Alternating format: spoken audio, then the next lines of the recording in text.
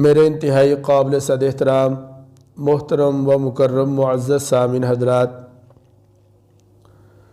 یہ جو موسموں میں تغیر و تبدل ہوتا ہے، یہ اللہ رب العزت کی قدرت کی عظیم نشانیوں میں سے نشانی ہے کہ اللہ تعالیٰ اپنے فضل اور کرم سے موسم میں تغیر اور تبدل کرتا ہے۔ پھر اللہ تعالیٰ نے اس نعمت اور احسان کا قرآن پاک میں باقاعدہ تذکرہ بھی کیا ہے۔ چنانچہ 30ویں پارہ کی ایک مشہور سورت جسے سورہ قریش کہتے ہیں، اللہ تعالیٰ اس سورہ مبارکہ میں اسی مضمون کو ذکر فرما رہے ہیں اور فرماتے ہیں لِإِيلَافِ قریش، قریش کو مانوس کرنے کے لیے، ایلافہم رحلۃ الشتاء والصیف، اور ان کو سردی اور گرمی کے موسموں سے مانوس کرنے کے لیے، فَلْيَعْبُدُوا رَبَّ هَذَا الْبَيْتِ، تو اس کے شکریہ میں انہیں چاہیے کہ وہ اس گھر کے رب کی عبادت کریں۔ الذی اطعمہم من جوع، وہ ذات کہ جس نے انہیں بھوک میں کھانا کھلایا اور خوف کے وقت امن نصیب فرمایا۔ اس سورہ مبارکہ میں اللہ تعالیٰ موسم کے اس تغیر کو بطور نعمت اور احسان کے ذکر فرما رہے ہیں۔ چنانچہ یہ جو سردی کا موسم ہے، اس موسم کے حوالہ سے موسم سرما کے فضائل، احکام، مسائل، یہ چند باتیں میں نے آپ حضرات کی خدمت میں آج کے اس خطبہ جمعہ کے موقع پر عرض کرنی ہے۔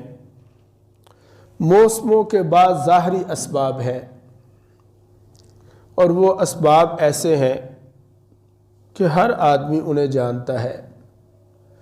گرمی آتی ہے، پھر سردی آتی ہے۔ یہ گرمی اور سردی کیوں آتی ہے ہر آدمی اسے جانتا ہے، لیکن یہ ظاہری اسباب ہے۔ شریعت میں اس کا ایک اور سبب بھی ذکر کیا گیا۔ چنانچہ بخاری شریف کی روایت ہے کہ جہنم نے ایک دفعہ اللہ رب العزت سے یہ شکوہ کیا، شکایت کی کہ اے اللہ تعالیٰ، میری حدت بڑھ رہی ہے۔ جہنم کہہ رہی ہے کہ میری جو گرمی اور حدت ہے وہ بڑھتی جا رہی ہے، اور میری حدت اس حد تک بڑھتی جا رہی ہے کہ میرے ہی بعض حصے میرے بعض حصوں کو کھا رہے ہیں۔ اللہ تعالیٰ نے جہنم کی اس بات کو سنا۔ یہ بخاری شریف کی روایت ہے، واقعہ کوئی ایسے بات نہیں ہے، یہ حدیث سے ثابت ہے کہ اللہ تعالیٰ نے جہنم کی اس بات کو سنا، قبول کیا، اور پھر اسے سال میں 2 سانس لینے کی اجازت دی۔ چنانچہ جب وہ اپنا سانس باہر نکالتی ہے تو دنیا میں گرمی پھیلتی ہے، اور جب وہ اپنا سانس سک کرنا شروع کر دیتی ہے، کھینچنا شروع کر دیتی ہے، تو آہستہ آہستہ دنیا سے گرمی نکلتی چلی جاتی ہے اور پھر سردی پھیل جاتی ہے۔ لہذا شریعت کی نظر میں موسم کے تغیر اور تبدل کا جو سبب ہے وہ جہنم کا سانس لینا ہے۔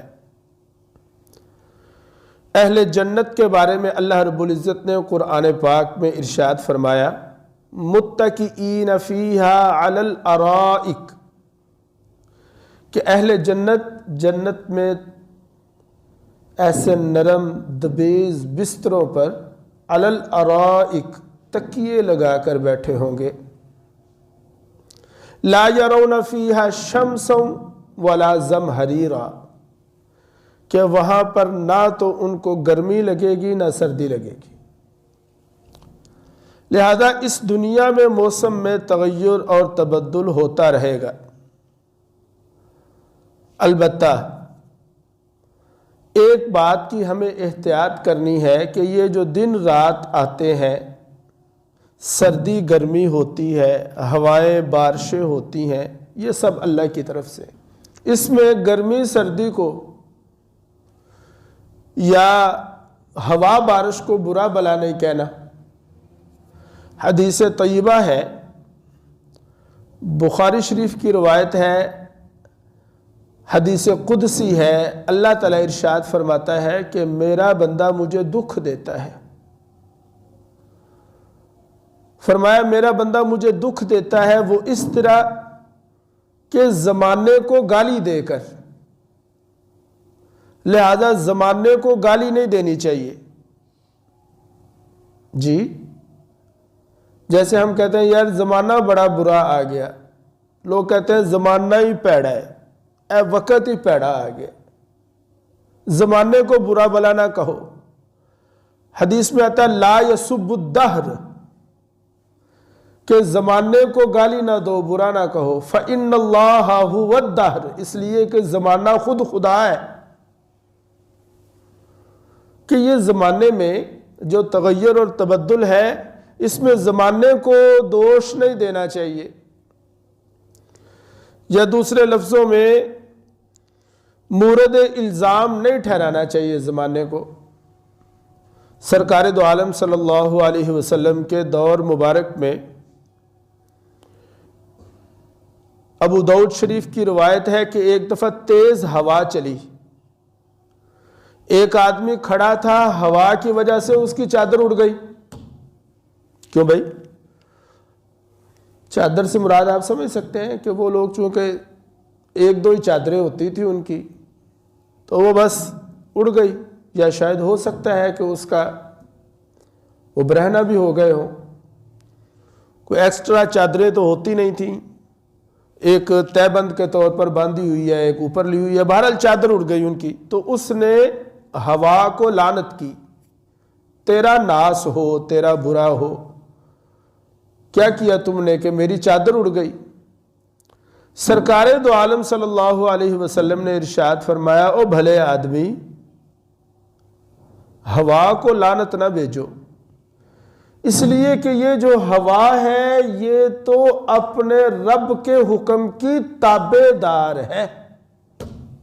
بھائی گل لے کہ ہوا خود تو نہیں چل رہی،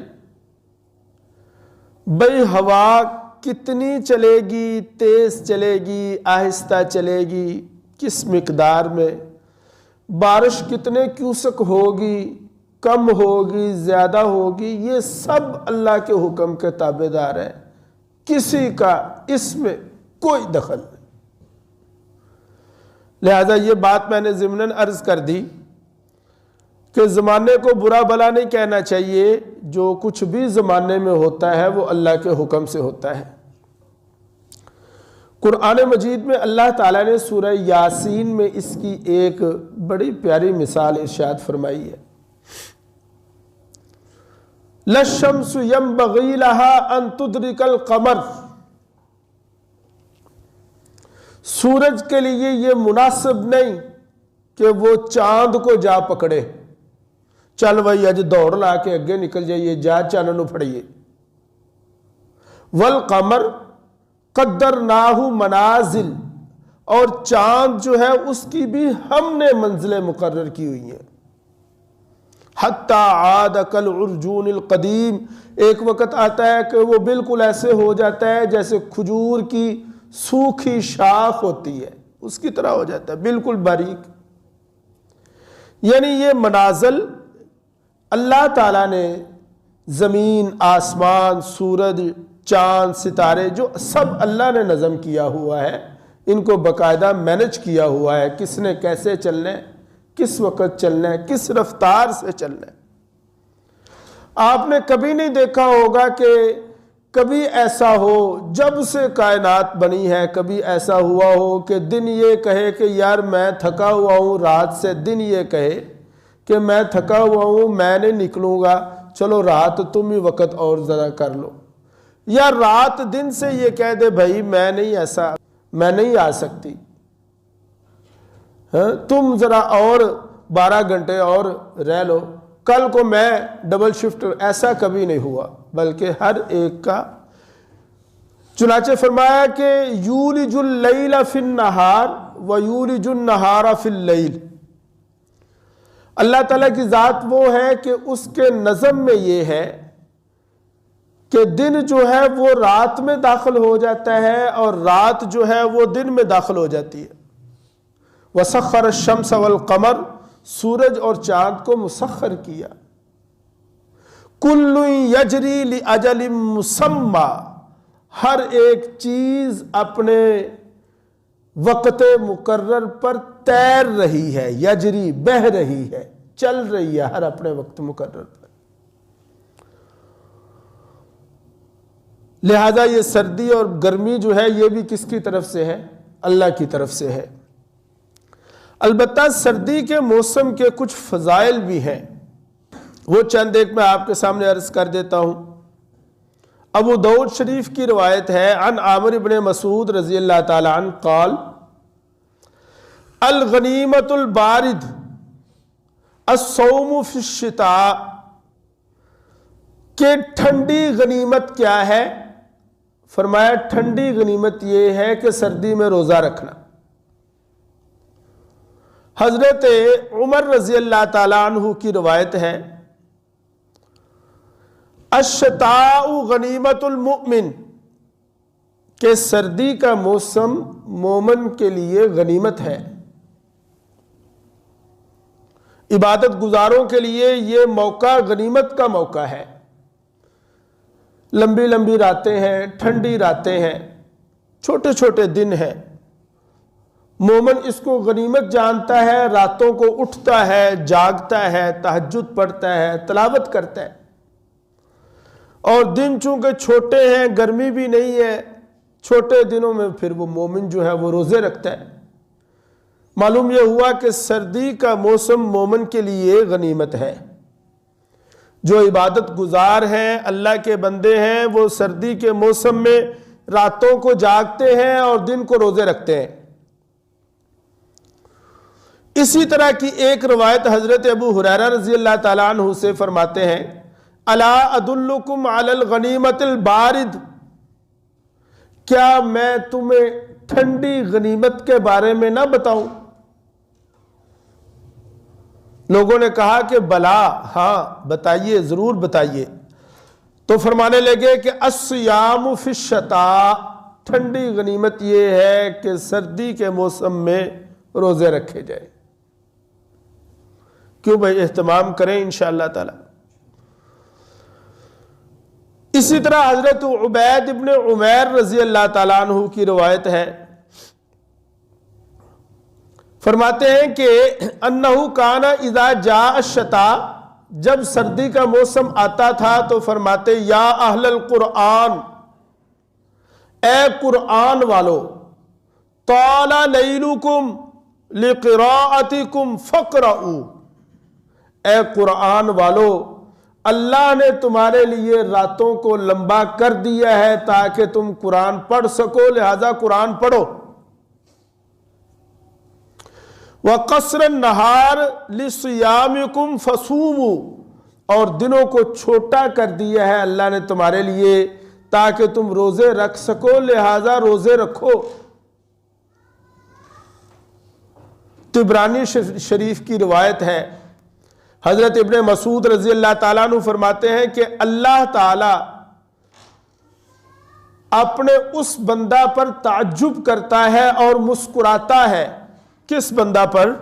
اللہ تعالیٰ اپنے اس بندے کو دیکھ کر مسکراتا ہے، تعجب کرتا ہے۔ کس بندے کو؟ اس بندے کو دیکھ کر جو بندہ سردی کے موسم میں گرم بستر چھوڑ کر نماز کے لیے اٹھتا ہے۔ یعنی دوسرے لفظوں میں، سردیوں کے موسم میں گرم گرم بستر کو، لحاف کو چھوڑ کر، ترک کر کے جو بندہ نماز پڑھنے کے لیے اٹھتا ہے، اللہ اسے دیکھ کر بڑا ہی خوش ہوتا ہے، مسکراتا ہے اس پر۔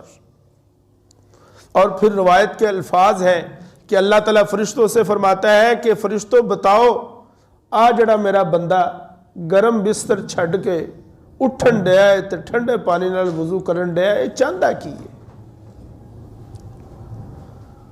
اللہ تعالیٰ جانتے بوجھتے پوچھتا ہے، فرشتے یہ عرض کرتے ہیں یا اللہ یہ تجھ سے تیری جنت مانگتا ہے، تیری جہنم سے پناہ مانگتا ہے۔ تو اللہ تعالیٰ پھر ارشاد فرماتے ہیں اے فرشتوں گواہ رہنا، میرا بندہ جس چیز کا امیدوار ہے وہ چیز میں نے اسے دے دی۔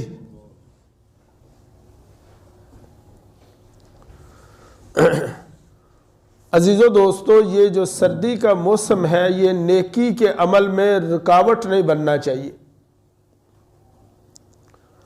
گرمی ہے یا سردی ہے، صحابہ ہر وقت مستعد رہتے تھے۔ چنانچہ غزوہ خندق کا مشہور واقعہ آپ جانتے ہیں کہ وہ مدینہ منورہ کے چاروں طرف خندق کھودی گئی، وہ مشہور واقعہ۔ مسلمانوں نے مل کر شہر کے چاروں طرف خندق کھودی، سردی کا موسم تھا۔ ایک دن ایسا ہوا کہ صبح کے وقت سردی تھی اور ٹھنڈی ہوا چل رہی تھی، لیکن صحابہ اکرام جو تھے وہ صبح صبح ہی خندق کھودنے کے لیے چل پڑے، نکل پڑے۔ سرکار دو عالم صلی اللہ علیہ وسلم نے پوچھا کدھر؟ عرض کیا یا رسول اللہ خندق کھودنے۔ تو سرکار بڑے خوش ہوئے، سرکار نے فرمایا اے اللہ تعالیٰ ان مہاجرین و انصار کی مغفرت فرما۔ اور صحابہ کہنے لگے کہ ہم نے سرکار دو عالم صلی اللہ علیہ وسلم کے ہاتھ مبارک پر اس حال میں بیعت کی ہے کہ جب تک جان ہے ہم بیعت نہیں توڑیں گے۔ پھر اسی طرح ایک اور واقعہ جو غزوہ احزاب کے موقع پر پیش آیا، وہ بھی ایک انتہائی ٹھنڈی رات تھی، سردی کی رات تھی، ٹھنڈی ہوا چل رہی تھی۔ صحابہ کہتے ہیں کہ ہوا اتنی تیز چل رہی تھی، ٹھنڈی تھی کہ خیمے اکھڑ رہے تھے، رسیاں ٹوٹ رہی تھی۔ سارے صحابہ سردی کی وجہ سے دبکے بیٹھے ہیں۔ آپ نے فرمایا کہ کون ہے جو اٹھے گا اور مجھے کفار کے لشکر کی خبر لا کر دے گا؟ چنانچہ حضرت حذیفہ رضی اللہ تعالیٰ عنہ نے فوراً بخوشی اپنے آپ کو پیش کیا، اور حضرت حذیفہ رضی اللہ تعالیٰ عنہ گئے اور جا کر کفار کے لشکر کی خبر لے کر آئے، جسے کہتے ہیں جاسوسی کرنا، جاسوسی کر کے آئے۔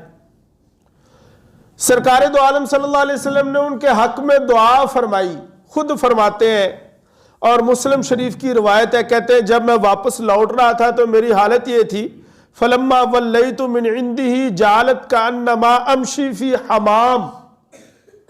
جب میں واپس لوٹ رہا تھا تو میری جسمانی کیفیت یہ تھی کہ مجھے بالکل سردی نہیں لگ رہی تھی، مجھے ایسے محسوس ہو رہا تھا جیسے میں حمام میں چل رہا ہوں۔ گویا کہ صحابہ جو تھے سردی گرمی ان کے ہاں عذر نہیں تھا۔ اللہ تعالیٰ معاف کرے، اللہ تعالیٰ معاف کرے۔ ذرا سردی بڑھ جاتی ہے، ذرا گرمی بڑھ جاتی ہے، ہمارا مسجدوں کی طرف رخ ختم ہو جاتا ہے یا کم پڑ جاتا ہے۔ میرا بھی یہ حال ہے، آپ کا بھی، سب ایسے ہی۔ لیکن صحابہ کے ہاں گرمی سردی کوئی عذر نہیں تھا۔ اچھا جی، سردیوں میں عبادت کے چند طریقے ایسے ہیں جو سردیوں کے علاوہ اور میسر نہیں آ سکتے، ذرا ان پہ بھی میں روشنی ڈال دوں تاکہ اس سردی کے موسم میں عبادت کے ان طریقوں کو ہم اپنا سکیں، انوکھے اچھوتے طریقے۔ نمبر 1، سردیوں میں تہجد پڑھنا انتہائی آسان۔ کیوں جی؟ لمبی راتیں۔ اگر کوئی شخص آج کل 5 بجے بھی اٹھے نا تو وہ آرام سے تہجد پڑھ سکتا ہے۔ 5:36 پر فجر طلوع ہو رہی ہے، آج کل 36-37 پر فجر طلوع ہو رہی ہے، یعنی اگر کوئی آدمی 5 بجے بھی اٹھے تو وہ بھی تہجد پڑھ سکتا ہے۔ اللہ تعالیٰ کے ہاں تہجد کو ایک خاص مقام حاصل ہے۔ آپ حضرات توجہ فرمائیں گے، میں عرض کرتا ہوں کہ تہجد ایک ایسی عبادت ہے، اللہ تعالی ہم سب کو معاف کرے، آج ہم سے چھوٹ گئی۔ کوئی ہوگا جو تہجد پڑھتا ہوگا، یا بوڑھے بزرگ پڑھتے ہوں گے، نوجوان تو الا ماشاء اللہ۔ حالانکہ تہجد وَمِنَ اللَّيْلِ فَتَہَجَّدْ بِهِ نَافِلَةً لَكَ، اللہ تعالیٰ نے قرآن میں نام لے کر ذکر کیا تہجد کا۔ اور میرے عزیزو دوستو، اللہ تعالیٰ کے دربار میں جو حاضری ہوتی ہے وہ دو طرح کی ہوتی ہے۔ ایک ہے عوام کی حاضری، عوام کی حاضری ہوتی ہے 5 نمازوں میں، یہ فجر، ظہر، عصر، مغرب۔ اور ایک ہے خواص کی حاضری، خواص کی حاضری تہجد میں ہوتی ہے۔ اور سن لیں، اس بات کو نوٹ کر لیں کہ جس دن جس کی تہجد رہ گئی، گویا کہ اللہ تعالیٰ کے خواص کی لسٹ میں سے اس کا نام نکل گیا۔ سوال یہ ہے کہ ہمیں تو یہ سوچنا، ہمارا جو حال ہے ہمیں تو یہ سوچنا پڑے گا، نکلنا تو دور کی بات ہے، کبھی ہمارا نام خواص کی لسٹ میں آیا بھی ہے کہ نہیں؟ سردیوں میں تہجد پڑھنا بڑا آسان، روزے رکھنا بڑا آسان۔ چھوٹے چھوٹے دن 7 بجے کے قریب سورج طلوع ہو رہا ہے اور وقت ختم ہو رہا ہے سحری کا، میں نے کہا 5:36 پہ، اگر 5:35 سے اگر روزہ شروع ہوتا ہے، مختصر روزے، اور اگر طویل بھی ہو تو ٹھنڈے ہیں، پیاس تو لگتی نہیں۔ میں نے بچپن میں دیکھا ہمارے گھروں کی جو عورتیں تھیں وہ سردیوں میں صبح پانی کا گھونٹ پیتی تھی، اسی سے روزہ رکھ لیا کرتی تھی، سارا دن نہ بھوک لگتی تھی نہ پیاس لگتی تھی۔ تو روزے رکھنا بڑا آسان، چنانچہ ایام بیض کے روزے سرکار دو عالم صلی اللہ علیہ وسلم ہر مہینے کی 13، 14، 15 تاریخ کو روزہ رکھا کرتے تھے۔ وہ یہ بھی سنت ہے، انہاں سنتا ساڈا دھیان کوئی نہیں، اسی مٹھیاں مٹھیاں سنتا پھڑیاں نے، یہ بھی سنت ہے۔ ہر مہینے 3 روزے رکھتے تھے۔ ہم سال میں 30 روزے رکھتے ہیں۔ آپ حیران ہوں گے کہ سرکار دو عالم صلی اللہ علیہ وسلم سال میں 121 روزے رکھا کرتے تھے، سارے روزے ملا کر، جس میں رمضان کے بھی روزے، ایام بیض ہر مہینے کی 13، 14، 15 کے روزے، پیر اور جمعرات کو ہمیشہ آپ نے روزہ رکھا، وہ بھی، یہ کل ملا کر 121 روزے بنتے ہیں جو علماء نے گنے۔ ساڑھے 3 رکھنے مشکل ہے۔ پھر اسی طرح سردیوں کے موسم میں صدقات و خیرات کا بھی ایک عجیب موقع ہے۔ وہ کیا ہے؟ موسم سرما میں اضافی کپڑوں کی ضرورت ہوتی ہے۔ کیوں جی؟ ہوتی کہ نہیں؟ بول دے کوئی نہیں کہ تسی نہیں پائے، کوئی ایک تو بولے نا، میں کہا شاید تو انہوں کو نہیں ضرورت۔ تو خیر، اضافی کپڑوں کی ضرورت ہوتی ہے، اس کے لیے کمبل، اس کے لیے چادریں، اس کے لیے جرسیاں۔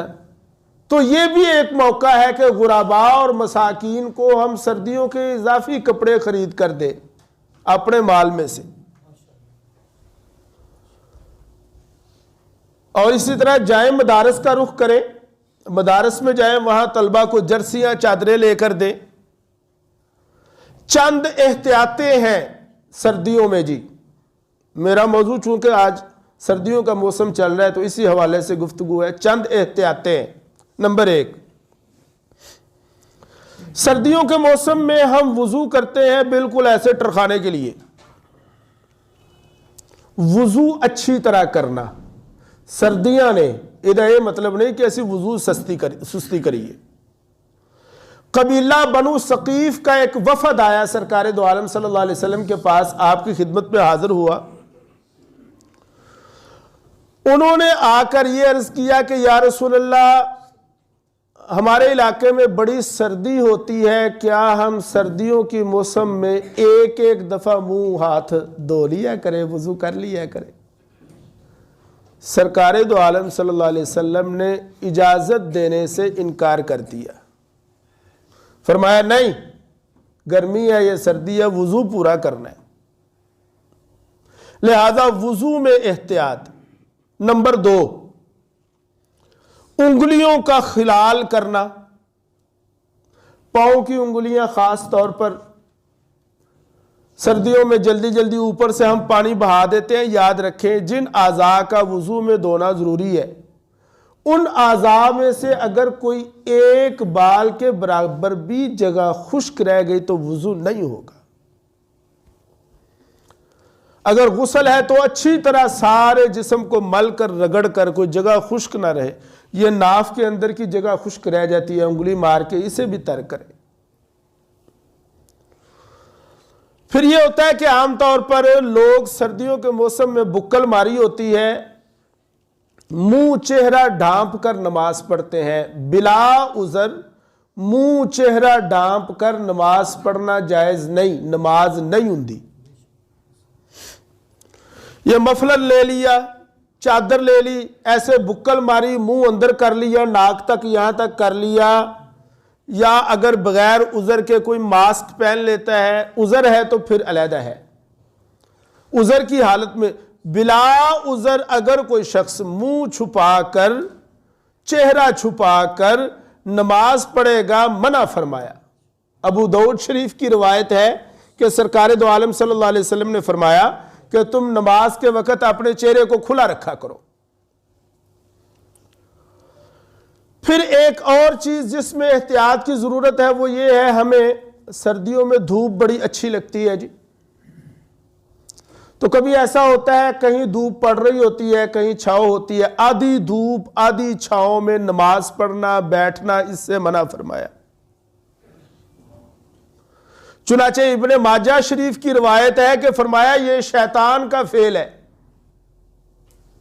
یہ شیطان کا فعل ہے کہ شیطان آدھا دھوپ آدھا چھاؤں میں بیٹھتا ہے، لہذا یا پوری چھاؤں میں بیٹھے یا پورا دھوپ میں بیٹھے۔ خاص طور پر نماز پڑھتے وقت آدھی دھوپ آدھی چھاؤں پہ بیٹھ کر یا کھڑے ہو کر نماز پڑھنا منع فرمایا اس سے۔